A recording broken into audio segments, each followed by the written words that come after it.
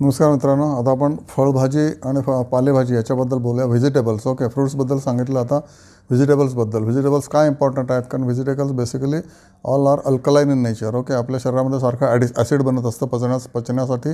पचनासाठी acid must आहे. Okay, आपल्या लिव्हरमधनं प्रचंड मोठ्या काय म्हणायचं क्षमतेचं ॲसिड बनत असतं पचवण्यासाठी. ओके, त्यामुळे भाज्या अल्कलाइन असल्यामुळे त्या भाज्या खाणं मस्ट आहे. आणि काय सांगतात आपल्याला डॉक्टर सांगतात भाज्या खा, कारण भाज्यामध्ये भरपूर मिनरल्स आणि इतर गोष्टी असतात.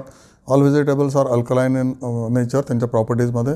Bye fresh vegetables every day. Okay, तुम्ही 10 दिवसाच्या भाज्या आणून ठेवू नका फ्रीजमध्ये, त्या सडवू नका. Okay, eat fresh and hot खाण्याचं पण महत्त्व आहे, कारण हॉटमध्ये न्यूट्रियंट्स इंटॅक्ट असतात. कोल्ड झाल्यानंतर त्याची न्यूट्रियंट्स एवढी राहत नाही. म्हणजे तुम्ही कुक केल्यानंतर टिपिकली 2 तासामध्ये ते जो आयटम खाल्ला तर त्याच्यामध्ये मॅक्सिमम न्यूट्रियंट्स मिळतात. खाणं वेगळं आणि न्यूट्रियंट युक्त खाणं वेगळं. Okay, keep lid while cooking so that त्याच्यातले vitamins are not lost in the steam. हे मालती कारवारकरांच्या पुस्तकात तुम्हाला सापडेल, मी सांगत नाही. Okay, slow cooking with minimum portion of the water. Okay, so do not overboil झालं की त्यातली सगळी सत्व निघून जातात. असं आपली आई पण आपल्याला सांगायची, किंवा आपल्यालाही माहिती पाहिजे. ओके, तर never ever use aluminium utensils or kadhai. ॲल्युमिनियमची भांडी वापरू नका.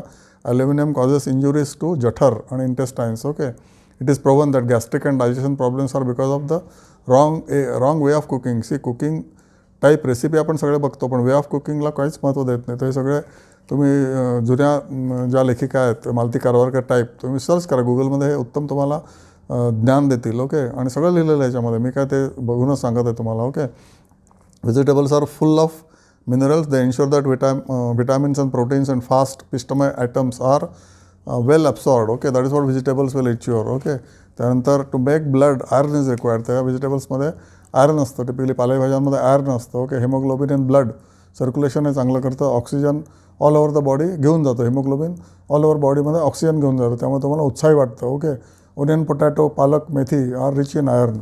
ओके, आणि carrot is the best to increase the blood. Okay, blood चांगलं बनवण्यासाठी carrot is the best thing. आणि सगळ्याच भाज्या चांगल्या असतात. ज्या रंगीत भाज्या असतात त्या जास्त चांगल्या असतात, हिरव्या, लाल.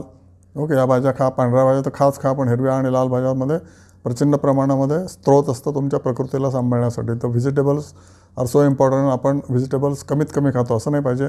भाकरी किंवा पोळी कमी पाहिजे, व्हेजिटेबल्स इक्वल पोर्शनमध्ये पाहिजे. म्हणजे वेस्टर्न कंट्रीमध्ये तुम्ही बघितलं तर ते ब्रेड हा पदार्थ खूपच कमी खातात. ओके, मे बी ब्रेकफास्टला ते ब्रेड खातात.